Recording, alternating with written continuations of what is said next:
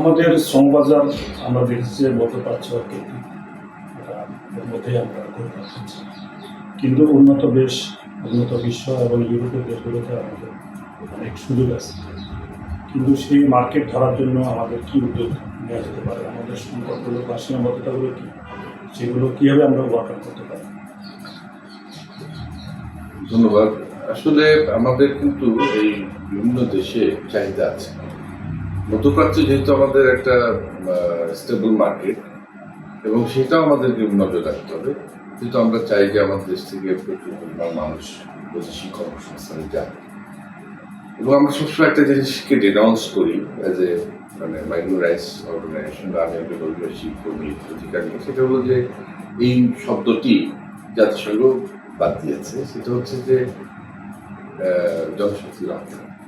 আসলে আমরা নিজে তো দেখি, আপনারাও বলেন সবাই, আসলে জনশক্তি রপ্তানি এই টার্মটা সেটা কিন্তু সারা বিশ্বে একটু শ্রমিকের বা আমাদের কর্মীকে ছোট করে, কারণ তারা পণ্য নয়, তারা যায় একটা মানুষ হিসেবে, তার এখানে তার প্রোটেকশনে যে একটা মানুষ হিসেবে সে দেশে যে দেশেই যাবে সে দেশে নাগরিকের সঙ্গে দেশে করবে।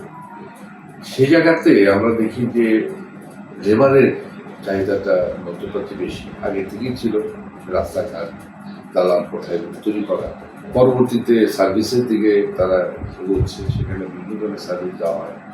সেই মার্কেটগুলিতে আমাদের জায়গায় দেখি ইন্ডিয়া, অন্যান্য দেশ, নেপাল বা পাকিস্তান, তারা ওই জায়গাগুলিতে একটু ভালো পজিশনে তারা যাচ্ছে। আর আমাদের দেশ থেকে মূলত, যেহেতু আমি আগেই বলেছি যে এখানে ভিসা কেনা বেচার ব্যাপার আছে, ভিসা কিনে আনে লেবার হিসেবে, কারণ লেবারের ভিসাটা এখানে খুব সহজে বিক্রি করা যায়। মানে আমি কাজ জানি না, আমি পড়াশোনা করি নাই, আমি 4 লাখ টাকা জমি বিক্রি করে বলতে আমার স্বপ্ন, আমার বিদেশ যাব, আমি সেটা দিয়ে চলে যাই। কিন্তু আমি যদি স্কিল হই, আমি যদি কাজ জানি, আমি দেশেও ইনকাম করতে পারি, আমি একটা মেশন হই, আমি একটা টাইলস লিডার হই, তাহলে তো আমি 4-5 লাখ টাকা দিয়ে যাবো না। যারা এই কাজটি করে, যারা এই বিদেশি লোক পাঠায়, তারাও জানে যে আমি যদি স্কিল লোকের ভিসা নিয়ে আসি, ডিমান্ড লেটার নিয়ে আসি, আমি এখানে আমার লাভ করতে পারবো। কারণ আমি ওই যাদের কাছ থেকে আনবো তাদেরকেও আমি বেশি পয়সা দিয়ে আনতে হবে, কারণ এদের বেতনও বেশি, তাই না? একটা ন্যাশনালের একটা টাইসপিটার অফিটার।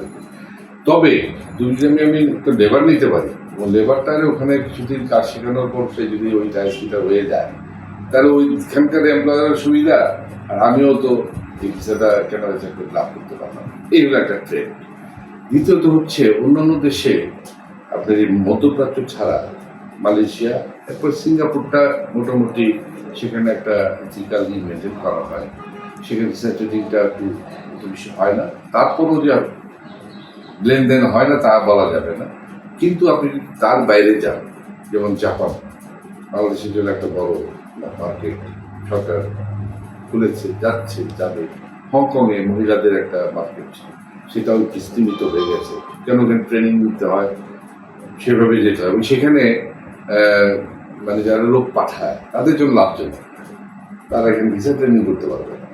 সে কিন্তু যদি আমার মধ্যপ্রাচ্যে আপনি একটা ডোমেস্টিক ওয়ার্কার আমি পাঠাতে পারি, একটা মহিলা যদি কর্মীকে আমি বাসার কাজে পাঠাতে পারি, ওখানে আমি $2,000 থেকে $8,000 করে পাবো গ্রুমিংয়ের জন্য।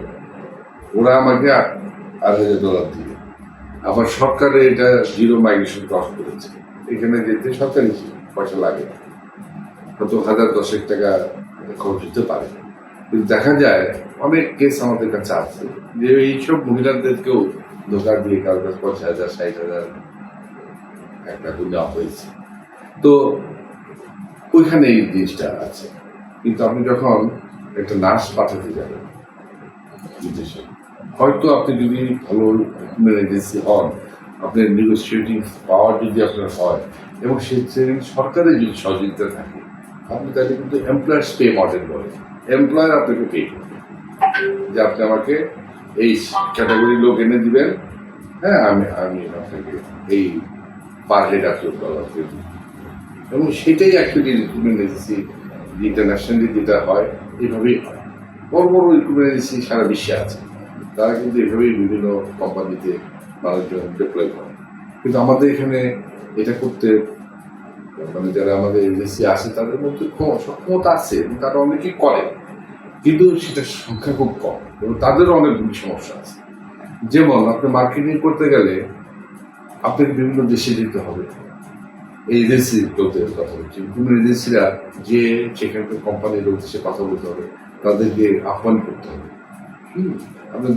আপনি যে খরচ হবে ওই মার্কেটিং করতে গেলে আপনাকে ইনভেস্ট করতে হবে, সে টাকাটা আপনি করতে পারছেন। এখন রিক্রুটমেন্ট এজেন্সিও $10,000 তার বাৎসরিক কোটা, আমারও $10,000। তো সেই জায়গাটাও তো তাদের দিক থেকে একটা দাবি যে আমাদেরকে এই জায়গাটা একটু পাসবুক টাইপের দেওয়া হোক। যে খরচ আমরা ওখানে যে করি মার্কেটিংয়ের জন্য, আমি যদি একটা মার্কেটিং করে কিছু লোক নিয়ে দিতে পারি তাহলে আমার সেভাবে আমাকে হাত খরচের মানে এই খরচের টাকাটাও বাড়িয়ে দেওয়া হবে। এটা একটা যেমন তাদের। দ্বিতীয়টা হচ্ছে দেখেন এমবিসিগুলিতে ইউরোপে বলেন বা বিভিন্ন বলেন, আমাদের কিন্তু লেবার উইং আছে।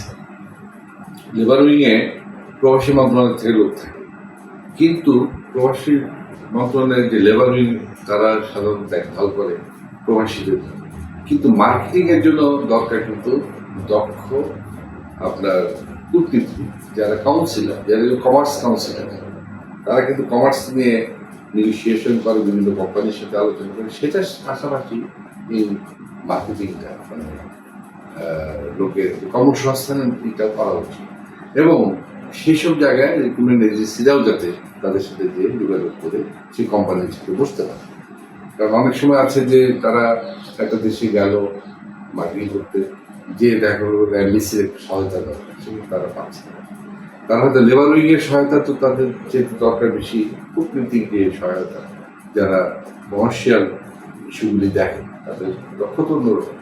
তো এইসব ইস্যুগুলিকে আসলে আমরা মনে করি যে এই রিকমেন্ডেশন আমরা চাচ্ছিলাম যে রিফর্ম কমিশনের মাধ্যমে আমরা সরকারের সামনে নিয়ে আসবো। এই ব্যাপারটা অ্যাডভোকেসি করেই যাচ্ছে, আমরা শুধু না, এজেন্সিরা করছে।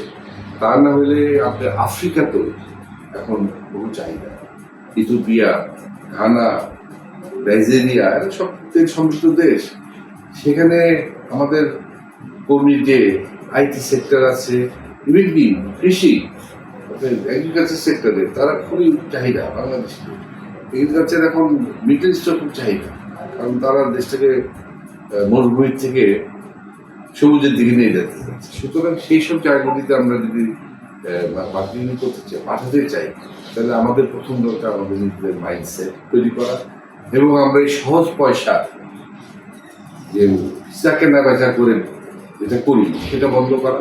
এটা বন্ধ করলে তো আমি আগেই বলেছি যে এখানে আপনার দেশের থেকে হুন্ডি কমে যাবে এবং এই রেমিটেন্সের হার অনেক বেড়ে যাবে। আমি যদি ওই দেশে আমি টাকা হুন্ডি না হয়, দুইভাবেই তো মানে মানে আমরা হারাই, মানে বলছি বলতে, একটা হলো মানি লন্ডারিং করে, ওভার ইনভয়েস বা আন্ডার ইনভয়েস করে, আরেকটা হলো যে সেটেলিং করে। $10-15 বিলিয়ন তো এখানেই চলে যায়। এই $10 বিলিয়ন যদি আসে, আমার তো আমি আগেই বললাম যে $30 বিলিয়ন তো চোখ বন্ধ করে আসবে। কারণ সেই জায়গায় এখানে কিছু বুদ্ধিদাতা আছে বিভিন্ন মহলে, যে বাংলাদেশে প্রতি বছর 22 লক্ষ লোক কর্মসংস্থানে আসে। এখন যদি আমরা এগুলি করতে যাই তাহলে তো আমাদের তো লোক দিতে যাবে না। আমাদেরকে এইভাবে না পাঠাইলে হয়তো এটার সংখ্যা কমে আসবে 5 লাখ, 6 লাখে। তাহলে তো আমাদের এই বেকারের সংখ্যা বেড়ে যাবে।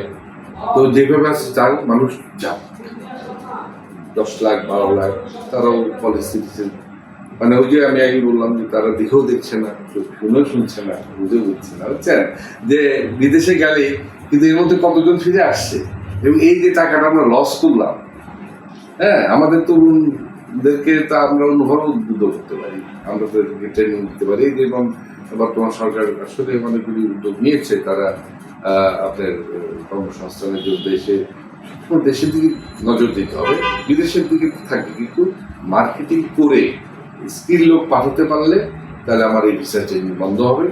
এবং শেষ কথা বলবো, ওই দেশের সাথে একটা চুক্তি থাকতে হবে যে তোমার দেশে আমার দেশের লোকে যাওয়ার ব্যাপারে কোনো দালাল ওখানে বসে যেন এই ভিসা কেনা বেচা না করতে পারে।